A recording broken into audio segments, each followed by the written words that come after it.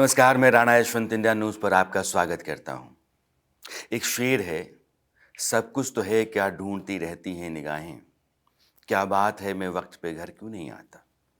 इस शेर की मुराद उन लोगों से है जो लोग ज़िंदगी के मायने लगातार तलाशते रहते हैं और ज़िंदगी उनके पीछे लगातार भागती रहती है। ये लोग न चैन पाते हैं, न ज़िंदगी सुकून से रहती है। हर वक्त कुछ नया, कुछ नया, कुछ नया। और ऐसे लोगों की तादाद हमारे आपके आसपास बहुत कम होती है। आज मैं जिस शख्स सामने बैठा हूँ वो कुछ ऐसे ही हैं। कार्तिकेय शर्मा, आपका बहुत बहुत स्वागत है। नमस्कार। देश का बहुत बड़ा न्यूज़ नेटवर्क आपने खड़ा किया। प्रो रेसलिंग लीग स्पोर्ट्स में भी आपने अलग वेंचर्स खड़ा किए। रमे थे, रचे थे, लगे थे। आपको लंबे से जानता हूँ। दूर दूर तक राजनीति से आपका रिश्ता नाता नहीं था। आप कहते कि राजनीति को मैं सिलसिले लेता ज़रूर हूँ, लेकिन राजनीति मेरा इंटरेस्ट नहीं है। पारिवारिक पृष्ठभूमि ज़रूर राजनीति की, लेकिन एक दिन अचानक पता चलता है कि आप तो राजनीति में आ गए। ये अचानक कैसे हो गया? आपने एक पंक्ति बोली इस शुरुआत में कि मायने क्या है। ज़िंदगी के हर पड़ाव पे मायने बदलते हैं, चाहे वो किशोरावस्था हो, चाहे वो युवावस्था हो या वृद्धावस्था हो। जैसे जैसे हम इवॉल्व होते हैं, जैसे जैसे हम बदलते हैं, तो हमारी सोच भी बदलती है, हमारी प्राथमिकताएं भी बदलती हैं, हमारा अ, व्यवहार भी बदलता है।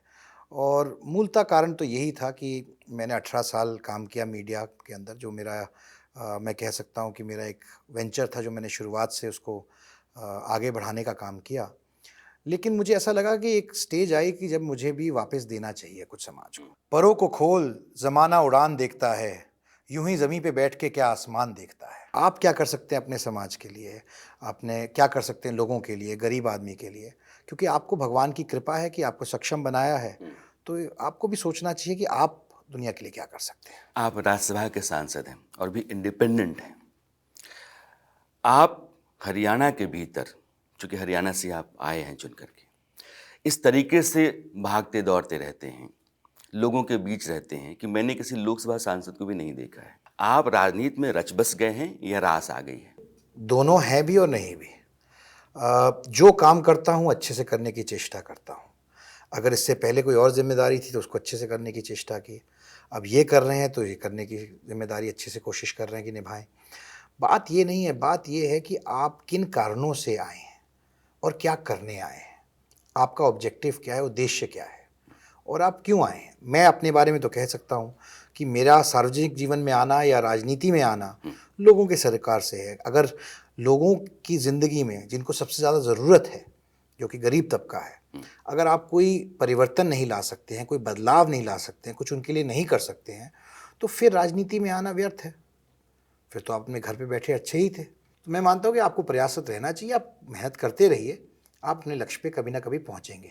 चाहे आप इंडिपेंडेंट हों, चाहे सिर्फ सांसद हों, नियत से काम करेंगे शिद्दत से, तो आपको रास्ता और सफलता ज़रूर मिलेगी। आप दो बातें भी कह रहे हैं कि नीयत आपकी अगर दुरुस्त है तो आप बदलाव ला सकते हैं। जी।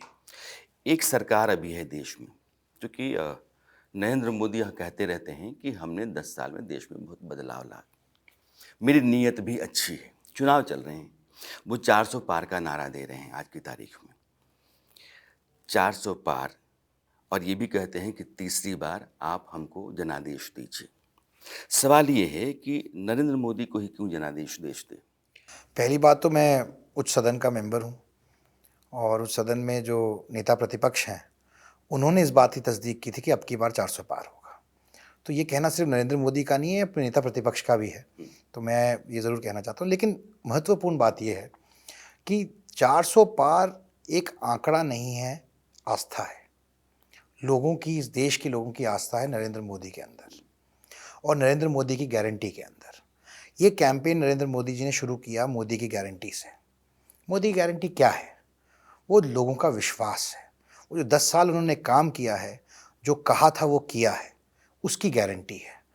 अगर कोई नेता अपने नाम से गारंटी देकर बोले, तो आप सोचिए कि कितना बड़ा रिस्क है अगर लोगों का विश्वास उस पे नहीं है तो। तो ये विश्वास है, जो कि गारंटी देने पे भी मजबूर करता है और लोग उस गारंटी को मानते भी हैं, क्योंकि उन्हें प्रत्यक्ष तौर पे देखा है कि पिछले 10 साल में किस तरीके का परिवर्तन देश के अंदर आया है, किस तरीके की नीतियाँ आई हैं, किस तरीके की डेवलपमेंट के काम हुए हैं और कहाँ आज भारत को क्या संज्ञा विश्व में मिली है। आज हम 5वीं सबसे बड़ी इकॉनमी हैं और अगर सब सही रहा प्रभु की दया से तो हम बहुत ही जल्द तीसरी दुनिया की सबसे बड़ी इकॉनमी बन जाएंगे। ये कोई छोटी बात नहीं है। मैं अपना सवाल पलट के आपके सामने रखता हूँ, विपक्ष सत्ता में क्यों नहीं? देखिए, विपक्ष सत्ता में इसलिए नहीं है क्योंकि लोगों ने विपक्ष को सत्ता में बहुत लंबे समय से अरसे से समय दिया है, मौका दिया है और वे जो भी बातें बोलते हैं वो करने का भी मौका दिया है। और कहते ना प्रत्यक्ष को प्रमाण नहीं, तो सब कुछ तो उनके सामने है कि वो 50-55 साल के कार्यकाल के अंदर विपक्ष ने क्या दिया है देश को। आज वो कहते हैं गरीबी हटाने की बात करते हैं या और अन्य बातें करते हैं जनगणना की और अन्य विषयों की, तो उसको उनको किसने रोका था ये करने से जब उनका कार्यकाल था। अब आपके पास सत्ता नहीं है तो आप ऐसी बातें करिए जब आप सत्ता में थे तब आपने नहीं की। मैं मानता हूँ देश की जनता बहुत समझदार है, वो सब समझती है कि कौन क्या क्यों कह रहा है और किस लिए कह रहा है। ये ठीक है कि नरेंद्र मोदी का दावा है 400 पार, लेकिन राहुल गांधी कहते हैं कि 180 के आगे नहीं जा सकते। इस बार नैया डूबी हुई है। देखिए, मैं समझता हूँ कि ये राहुल गांधी जी का अहंकार है जो ये बात कहते हैं और नरेंद्र मोदी जी का आत्मविश्वास है जो वो अपनी बात कहते हैं। अहंकार और आत्मविश्वास एक तरीके से समझिए तो ये एक ही सिक्के के दो पहलू हैं। अहंकार अब कुछ कहता है, आत्मविश्वास कुछ कहता है। आत्मविश्वास कहता है कि मैं अच्छा हूँ, अहंकार कहता है कि मैं ही अच्छा हूँ। आत्मविश्वास कहता है कि मैं हार नहीं सकता, अहंकार कहता है कि मुझे कोई हरा नहीं सकता। आत्मविश्वास कहता है कि मैं हर मुकाबले के लिए तैयार हूँ, अहंकार कहता है कि मेरा कोई मुकाबला ही नहीं। दोनों कहते हैं, दोनों ही करते भी हैं, लेकिन फ़र्क इतना है कि आत्मविश्वास का रास्ता सफलता पे जाता है और अहंकार का रास्ता विनाश पे ले जाता है। प्रत्यक्ष को प्रमाण नहीं, आप देख ही रहे हैं। अच्छा दर्शन है। 500 साल बाद अयोध्या में राम मंदिर का निर्माण हुआ। नरेंद्र मोदी सरकार कहती है कि ये हमारे कारण हुआ है। कहीं ना कहीं किसी न किसी रूप में वो इस बात को अपने हिस्से में खींचती है और विपक्ष कहता है कि राजनीति हो रही है। राजनीति राम के नाम पर या राम मंदिर पर नहीं होनी चाहिए। देखिए, मैं मानता हूँ मेरे को सौभाग्य मिला भगवान राम की प्राण प्रतिष्ठा मंदिर की देखने का। मैं गया था, एक अलौकिक दृश्य था। मुझे याद है मैं 10-12 साल का रहा हूँगा जब से मुझे इस विषय के बारे में जानकारी है और मुझे नहीं लगता था कि कभी ये दिन देखने को मिलेगा कि जिस दिन राम मंदिर बनेगा। लेकिन ये वाक़ई दुर्भाग्यपूर्ण है कि हमारे देश के अंदर, भारत के अंदर कि भगवान राम आस्था का विषय तो हैं, लेकिन सिर्फ आस्था का नहीं, ये प्रथा का और संस्कृति का विषय भी है। मैं एक वाक़या आपसे शेयर करना चाहूँगा।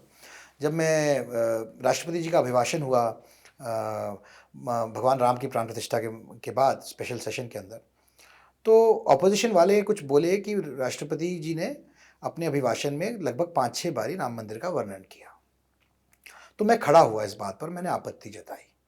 मैंने कहा मैं हरियाणा का हूँ, हरियाणा से आता हूँ और हमारे यहाँ हरियाणा में एक प्रथा है, जब आप किसी को मिलते हैं तो उनका अभिवादन राम राम करके करते हैं। ये राम राम सिर्फ हिंदू नहीं करते, मुस्लिम नहीं करते, सर्व जाति, सर्व समाज, सर्व धर्म करते हैं, क्योंकि ये हमारी प्रथा है, ये सिर्फ आस्था नहीं है। इसी तरीके से भगवान राम हमारे देश के अंदर, दुनिया के अंदर एक न्याय का प्रतीक है। राम एक सिर्फ आस्था का नहीं, संस्कृति का भी प्रतीक है। आपने इतिहास पढ़ा है, मैंने इतिहास पढ़ा है। इतिहास में जगह जगह पे वर्णन मिलता है कि भाई ने भाई को मारा, बेटे ने बाप को मारा। क्या कहीं और ऐसा वर्णन मिलता है जहाँ पर एक बेटे ने अपने बाप के वचन की वजह से राजपाट छोड़ दिया? क्या ऐसे कहीं और आपको सुनने को मिलता है कि जिसको राजपाट दिया उसने वह गद्दी पे खड़ाऊ रख के राज नहीं किया बल्कि अपने भाई का इंतजार किया? क्या ये उदाहरण देश के लिए या देश की जनता के लिए या देश को किस तरीके से चलाना चाहिए, क्या यह उचित नहीं है? तो जब हम ये बात करते हैं तो हम 140 करोड़ लोगों की आस्था पे तो चोट पहुंचाते ही हैं, उनकी संस्कृति और प्रथा पे भी चोट पहुंचाने का काम करते हैं। कुछ बयान आए, वो बयान ये हैं कि मंदिर को अधूरा था, उसको पूरा कर दिया गया और ये परंपरा के मुताबिक नहीं है, धर्म के मुताबिक नहीं है, ये तो अधूरा है। देखिए, ये बयान वही लोग बार-बार देते हैं जो इस विषय पर अपना मत और मन नहीं बना पा रहे हैं। वो अपना मत नहीं बना पा रहे कि वो किधर हैं, ना ही वो अपना मन बना पा रहे हैं। अच्छा तो ये होता कि भगवान राम से आशीर्वाद लेने सब लोग जाते। तो मैं मानता कि इस विषय पर राजनीति विपक्ष नहीं कर रहा है। विपक्ष 3 बातें बड़ी मजबूती से उठा रहा है देश के सामने। नरेंद्र मोदी तीसरी बार सत्ता में आ गए, तो लोकतंत्र खतरे में है। तीसरी बार सत्ता में आ गए तो संविधान खतरे में है। तीसरी बार सत्ता में आ गए तो मीडिया की आज़ादी और आम आदमी की आज़ादी भी खतरे में है। मैं इतिहास का स्टूडेंट रहा हूँ और मैं मानता हूँ कि ये तीनों चीज़ें तभी खतरे में आई थी जब कांग्रेस शासित सरकार के अंदर इमरजेंसी लगाई गई थी। प्रत्यक्ष तौर पे इसके अलावा हमारे इतिहास के अंदर तो कोई ऐसा उदाहरण देखने को मिला नहीं है। और ये बात भी बोलना चाहता हूँ कि हमारा संविधान इतना सक्षम है और सशक्त है कि अगर माननीय डॉक्टर भीमराव अंबेडकर जी भी वापस आकर उसको बदलने की चेष्टा करें तो वो भी नहीं कर पाएंगे। तो ये तो एक भ्रांति है जो फैलाने का काम कर रही है विपक्षी पार्टी अपनी निजी तुष्टीकरण की राजनीति करने के लिए। तो संविधान बहुत सक्षम है, हमारी देश की न्यायपालिका बहुत सक्षम है, हमें किसी भी चीज़ की डरने की ज़रूरत नहीं है क्योंकि ये व्यवस्था बदल ही नहीं सकती है। जो व्यवस्था बदली गई, उसका जवाब तो सिर्फ़ कांग्रेस पार्टी को देना चाहिए क्योंकि ऐतिहासिक तौर पर आज तक वो एक जो कह सकते हैं आप काला टीका हमारे लोकतंत्र के अंदर कांग्रेस पार्टी द्वारा ही लगाया गया है। एक सवाल है, नरेंद्र मोदी कहते हैं कि हिंदुस्तान को मैं तरक्की के रास्ते पर ले जा रहा हूँ, विकास बहुत तेज़ी से हो रहा है, 2047 में विकसित भारत बन जाएगा। विपक्ष कहता है कि 80 करोड़ लोगों को आप राशन दे रहे हैं, ये कौन सा विकास है? देखिए राणा जी, अगर आप ज़्यादा बोलो तो लोग कहते हैं बहुत बोलता है। अगर आप कम बोलो तो लोग कहते हैं कि आप घमंडी हैं। अगर ज़रूरत के हिसाब से बोलो तो लोग कहते हैं कि आप मतलबी हैं। तो लोगों को ये तय मत करने दीजिए कि आपकी परिभाषा क्या है। एक बात इस बार के चुनाव में नहीं, पिछले कई चुनावों से महसूस होती रही है कि जहाँ भी महिलाएं ज़्यादा वोट करती हैं, बीजेपी का कैंडिडेट वहाँ जीतता है। इस बार महिलाओं का प्रतिशत थोड़ा कम रहा है, लेकिन कई ऐसी सीटें नहीं जहाँ महिलाओं ने बढ़ चढ़ कर वोट किया है। महिलाओं का एक लगाव जुड़ाव नरेंद्र मोदी के साथ महसूस होता रहा नतीजों में भी। कारण क्या मानते हैं? सबसे पहले तो मैं भी इस बात की तस्दीक करना चाहता हूँ कि महिलाओं को एक अलग संज्ञा देने का काम नरेंद्र मोदी जी ने किया। वह ना तो किसी जाति में बाँटी, ना किसी धर्म में बाँटी। महिलाओं को एक एजेंट ऑफ चेंज यानी कि बदलाव का आपका कारक। प्रतीक हम्म, मानने का काम नरेंद्र मोदी जी ने किया। आप समझिए जब हमारे देश के अंदर टॉयलेट नहीं है, देश के अंदर हमारे यहाँ मूलभूत सुविधाएं नहीं हैं, हम्म, तो आपको जब परिवर्तन लाना है तो वो ऊपर से नहीं आएगा, नीचे से आएगा। अगर नीचे से लाना है तो आपको समझना पड़ेगा कि वो नीचे का एजेंट ऑफ चेंज कौन है। हम्म, वो हर घर में गृहिणी है, महिला है। तो पहली बात तो उसको रिकॉग्नाइज करना और उनको इज्जत देना, ये काम नरेंद्र मोदी जी ने किया। उसके बाद उनको एम्पावर करना, उनको सशक्त बनाना, उनके बैंक खाते खोलकर उज्ज्वला योजना के ज़रिए और ऐसी अनेकों योजना के लिए जहाँ पर महिलाओं के ऊपर महिलाओं को एक तौर पे देखा गया कि महिलाएं ना तो जातीय आधार पे देखा गया ना धर्म के आधार पे देखा गया, उनको एक सिर्फ महिला देश की आधी आबादी के हिसाब से देखा गया। मैं लोग बात करते हैं कि हमारे यहाँ पंचायती राज में महिलाओं को सरपंची का चुनाव लड़ने के लिए जो रिजर्वेशन मिली थी, तो ये बात सही है कि ये रिजर्वेशन बहुत पहले कांग्रेस सरकार में मिली थी। लेकिन मैं तो क्योंकि खुद घूमता हूँ, मैंने देखा है। तो अभी तक ये कुरीति थी कि जहाँ पर आप जब महिला अगर सरपंच हैं, हम्म, तो उनका प्रतिनिधित्व उनका पति करता है और उसको ही राइट दिया हुआ है एक तरीके से कि ये सरपंच प्रतिनिधि हैं। जबकि ऐसी व्यवस्था संविधान के अंदर कोई नहीं है कि सरपंच का भी कोई प्रतिनिधि होए। हम्म, तो आपने एम्पावर किया, हम्म, लेकिन वो एम्पावर नहीं हुई।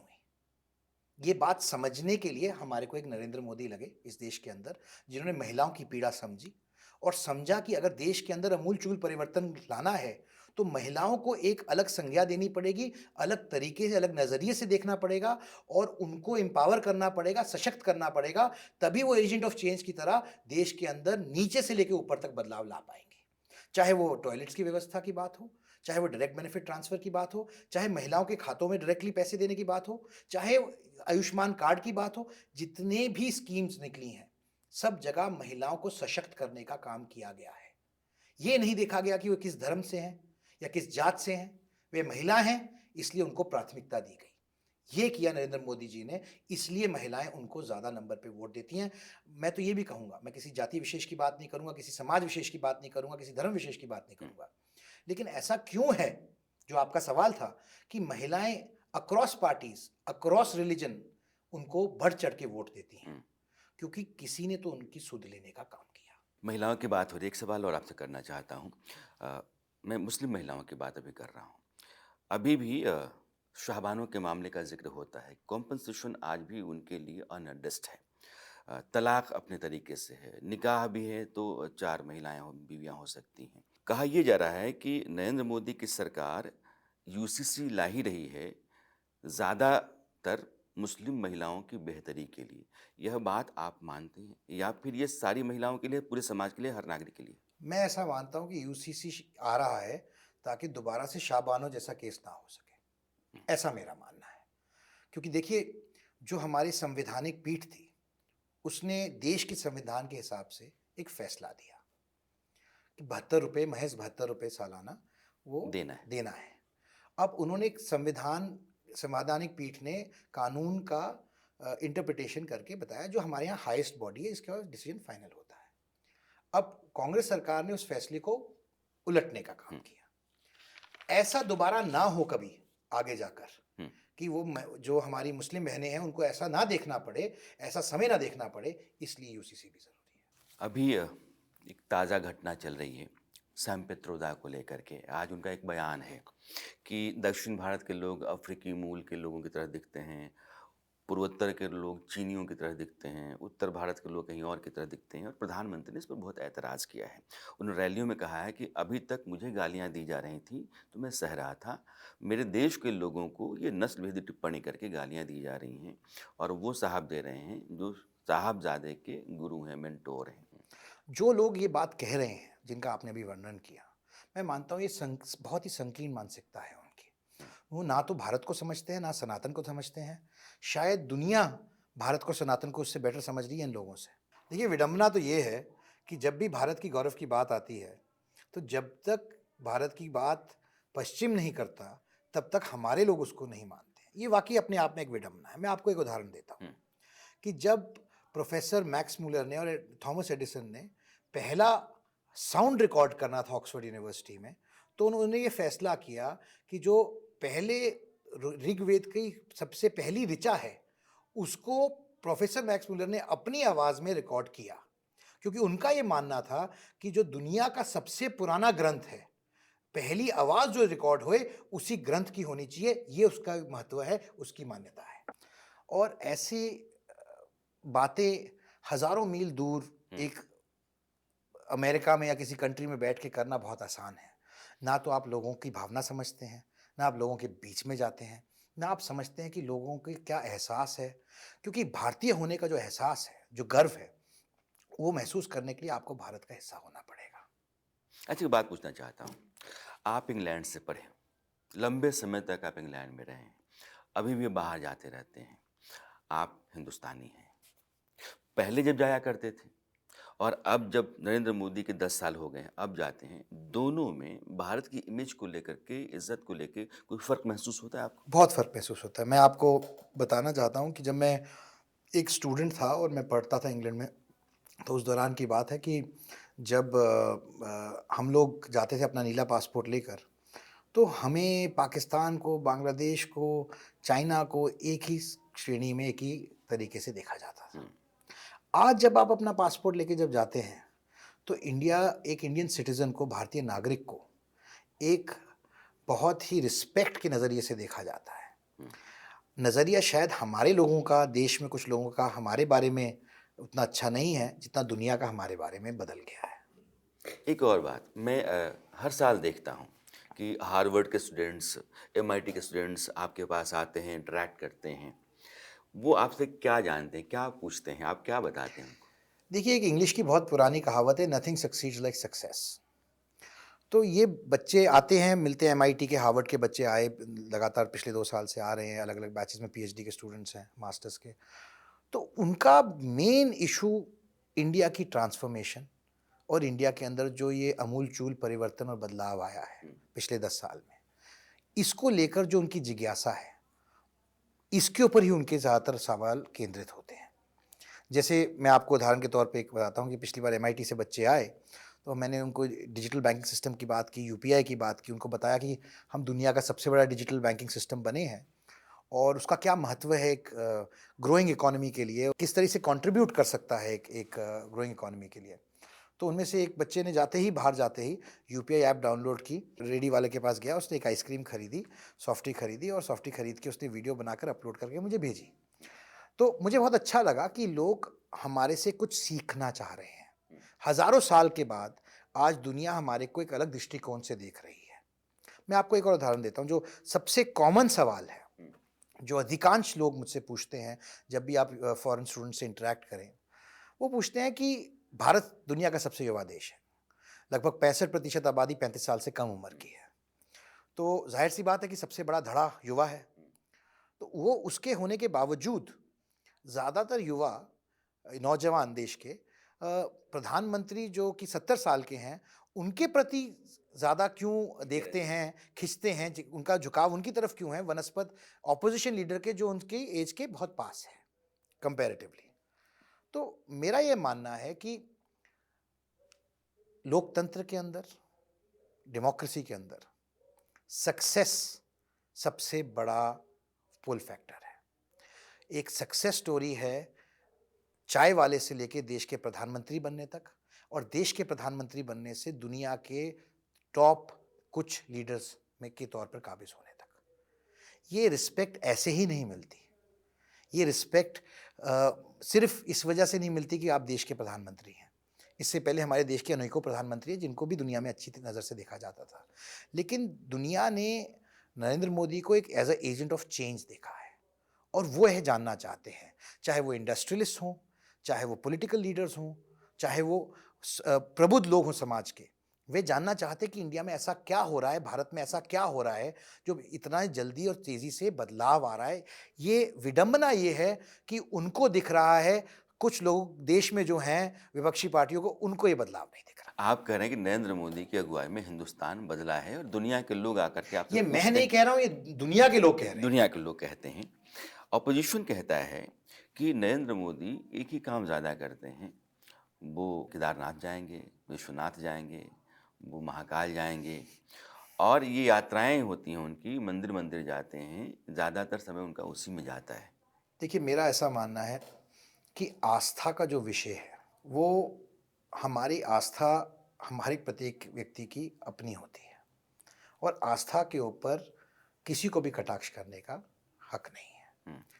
वो लोग जो कटाक्ष करते हैं कि भूल जाते हैं कि उन्हीं के पुरखे और पूर्वज वे भी मंदिर जाया करते थे, वो भी मंदिरों से अपना चुनाव शुरू करते थे। अगर ये गलत है तो शायद वो भी गलत था। आप ऐसे अनेकों देशों का उदाहरण देखिए जहाँ पर धर्म शायद बदल गया हो, लेकिन जो वहाँ पर संस्कृति नहीं बदली। संस्कृति नहीं बदली। संस्कृति आज भी वही है जो आज से कई सौ हजारों साल पहले थी।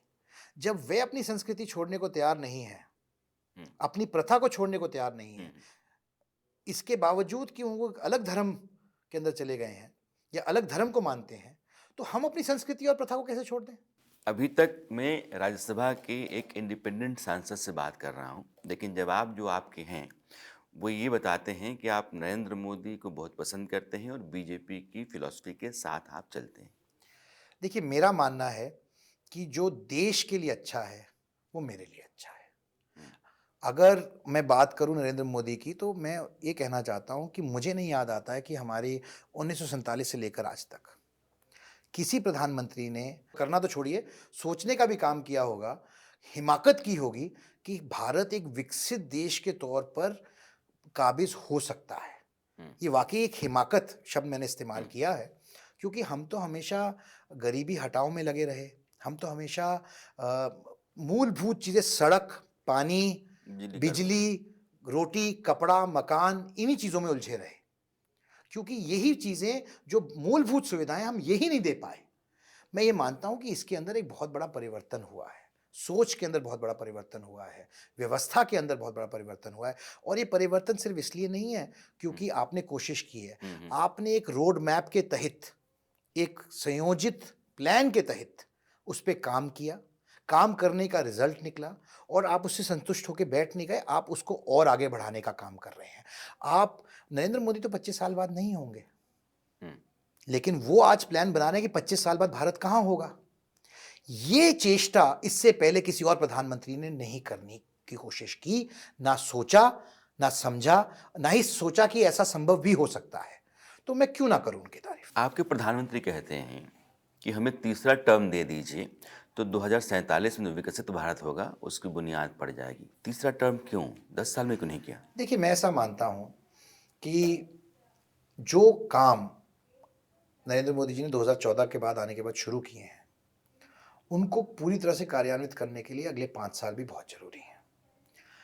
भारत एक टाइम पे चाइना से आगे होता था और जब 79 के बाद चाइना में लिबरलाइजेशन होनी शुरू हुई और उन्होंने अपनी इकोनॉमी खोलना शुरू किया, तो हम लोग काफ़ी पीछे रह गए। और आप इसी की वजह से आप देखें कि हम लोग चाइना से आगे होते थे एक टाइम पर, और अब चाइना हमसे कितने आगे निकल गया है। आज की दुनिया में लड़ाई वेपन्स की नहीं है, अर्धसेना की नहीं है, अर्थव्यवस्था की है। और अगर हम चाहते हैं कि हमारे देश के अंदर एक ऐसी अर्थव्यवस्था होए जो हमारे को एक विकसित देश के तौर पे दुनिया में पहचान दे सके, तो नरेंद्र मोदी का 5 साल आना बहुत ज़रूरी है। क्योंकि जो काम उन्होंने शुरू किए हैं उनको कार्यान्वित करने के लिए, भारत को जो उसकी पोजीशन है दुनिया में वो प्राप्त करने के लिए अगले 5 साल बहुत ज़रूरी हैं। आप कह रहे हैं कि विकसित भारत के लिए नरेंद्र मोदी का 5 साल और ज़रूरी है। विपक्ष में एक अलायंस है, इंडिया अलायंस कहते हैं। उसके एक बड़े नेता राहुल गांधी हैं। वो 3 बातें कहते हैं। अगर मैं आ गया तो जातिगत जनगणना करवाऊंगा, मैं आ गया तो इस देश की संपत्ति जितनी है, जिस जाति और समाज का जितना हक बनता है उतना उसको दिलवाएंगे, और मैं आ गया तो संविधान और लोगों की आज़ादी, इसके पूरे हक व हुकूक मिलेंगे। देखिए, कांग्रेस पार्टी ने इस देश के ऊपर सबसे ज़्यादा राज किया है। लगभग 55 साल उनका राज रहा है। वे जो भी बातें कह रहे हैं वो उन्होंने क्यों नहीं की पिछले 55 साल के अंदर, सबसे पहले तो उनको इस बात का जवाब देना चाहिए।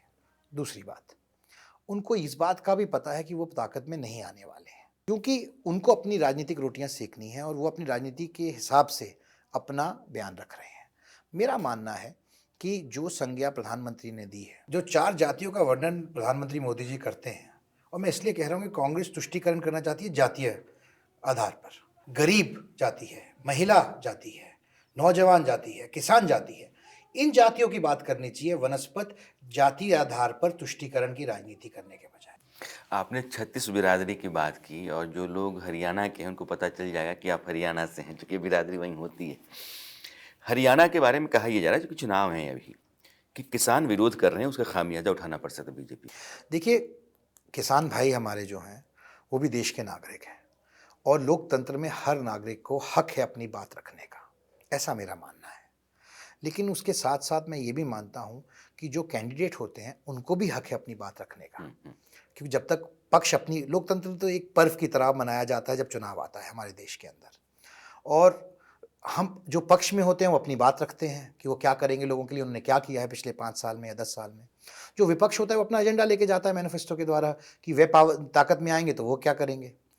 जनता जनार्दन है, वो उसके हिसाब से अपना फैसला करती है। मेरा मानना है कि हर व्यक्ति को, जो कैंडिडेट भी है, अपनी बात रखने का अधिकार है, मौलिक अधिकार है। जैसे हर किसान को मौलिक अधिकार है अपनी बात रखने का, वैसे कैंडिडेट को भी अपनी बात रखने का मौलिक अधिकार है।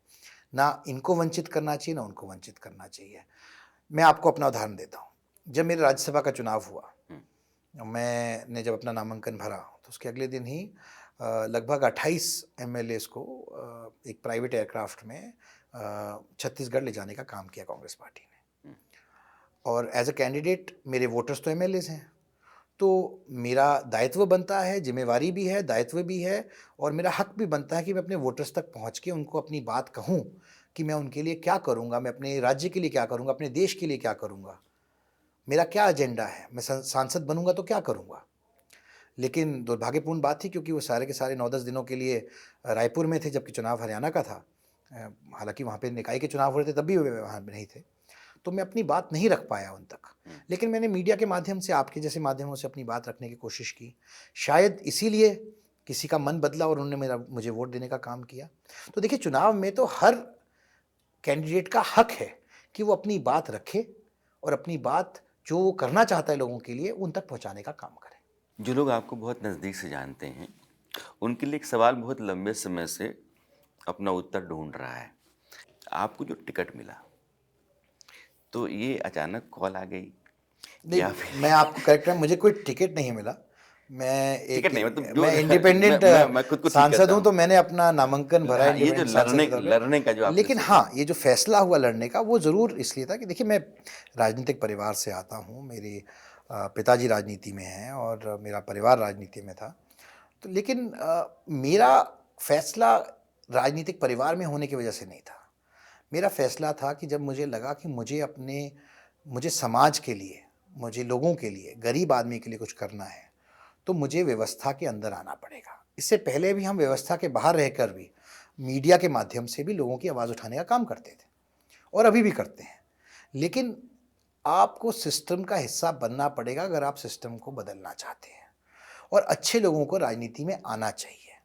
ऐसा मेरे को एहसास भी हुआ, विश्वास भी हुआ कि अगर आप खुद वो काम नहीं करेंगे, तो दूसरों को आप वो काम करने के लिए कैसे कह सकते हैं या उम्मीद रख सकते हैं। आपका राज्यसभा पहुंचना आपके लिए बहुत बड़ा चैलेंज था, आपने उसको पार किया, आप सांसद बन गए। और मैंने बहुत रिसर्च किया, देखा कि 100 से ज़्यादा सवाल आपने किए हैं। आप सवाल बहुत पूछते हैं। देखिए, सवाल पूछने तो भेजा है संसद में, तो हमारा दायित्व है सवाल पूछना। देखिए, चाहे लोकसभा हो या राज्यसभा, जनता आपको डायरेक्टली या इनडायरेक्टली इसलिए चुनती है कि आप उनकी पैरोकारी करें, उनके हित की बात करें, उन जो विषय उनके सरोकार के हैं, उनको उठाने का काम करें और सरकार से सवाल करें। अगर मैं सरकार का समर्थन करता हूं, तो इसका ये मतलब नहीं कि मैं सरकार से सवाल नहीं करूंगा। बिल्कुल करना चाहिए। हर सांसद का ही ये दायित्व है कि हम सवाल करें। यही तो हमारी पृष्ठभूमि है, इसीलिए तो हम संसद में हैं।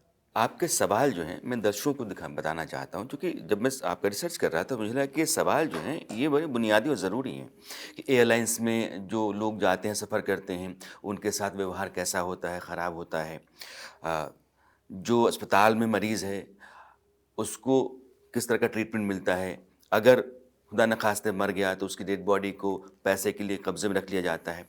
इस तरह के सवाल कैसे तैयार करते हैं? देखिए, जब हम रोज़मर्रा ज़िंदगी में रहते हैं और लोगों के बीच में रहते हैं, तो हम लोगों की भावनाएँ समझते हैं। लोग समझते हैं कि किस तरीके से लोगों को किन कठिनाइयों का, कई बार किन दुर्गम परिस्थितियों में उनको झेलना पड़ता है।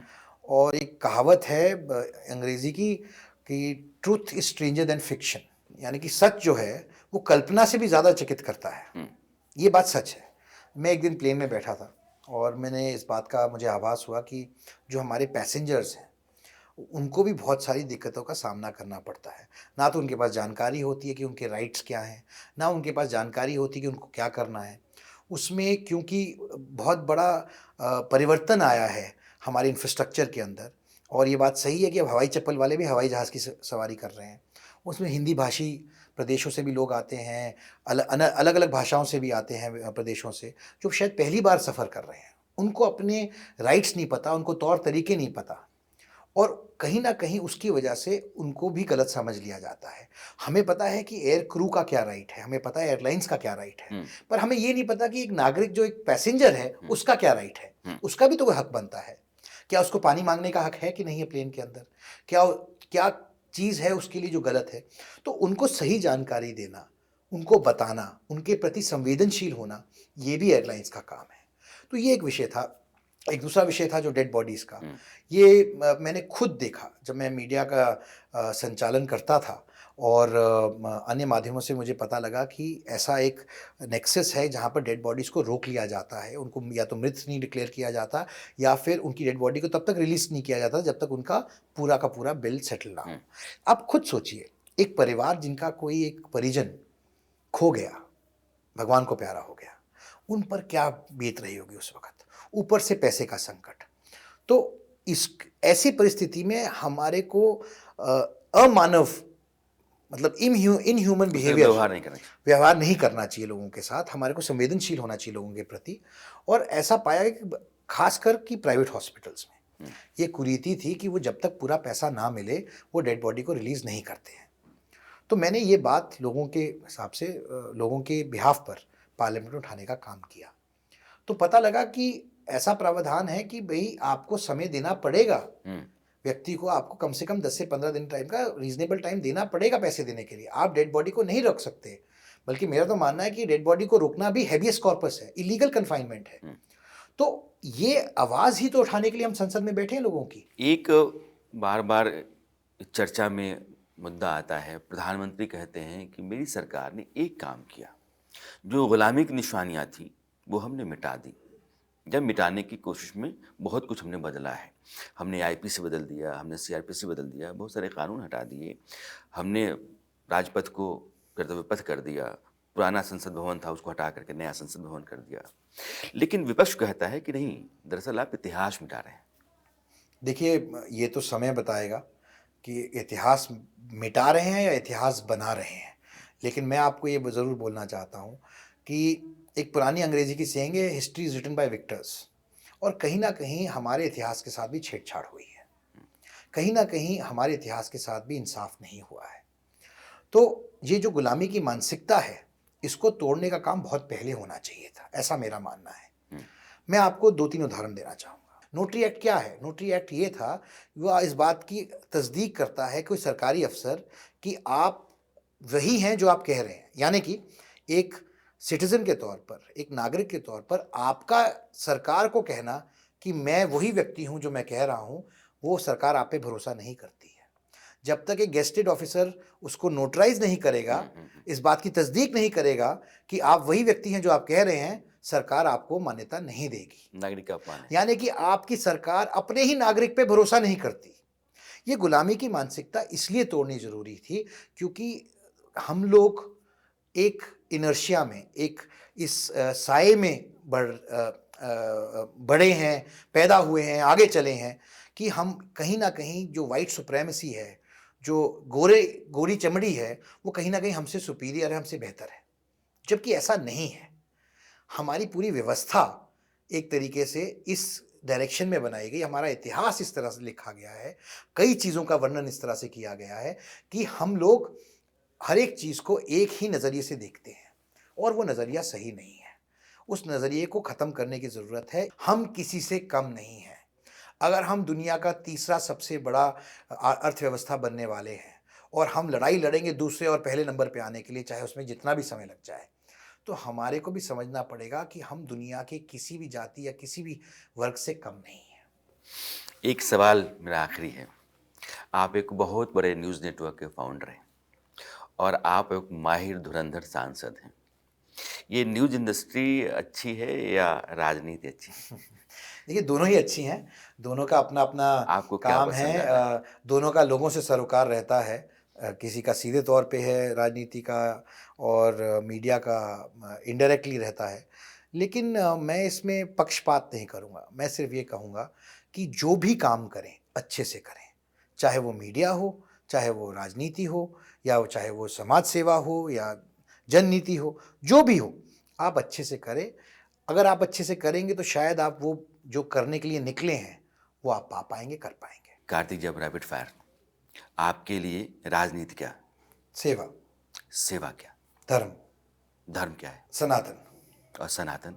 वासुदेव कुटुंबकम, आपके लिए सत्ता क्या, बदलाव का मौका, बदलाव क्या देश को विकसित बनाना, और विकास की परिभाषा क्या?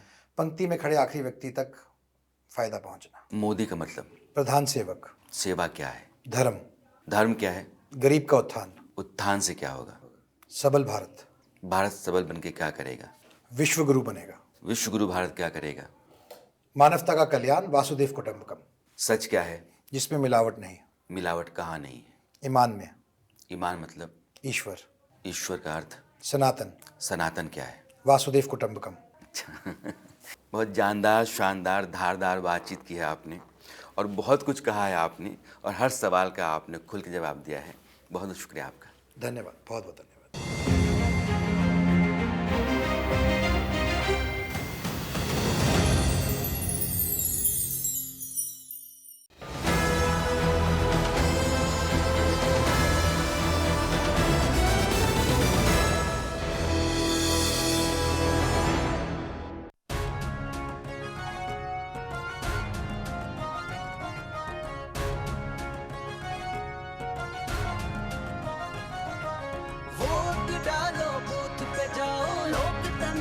पर्व मनाओ, वोट डालो बूथ पे जाओ, लोकतंत्र का पर्व मनाओ। स्वाभिमान सबका से, मतदान सबका से, लोकतंत्र का महायज्ञ अभिमान सबका से।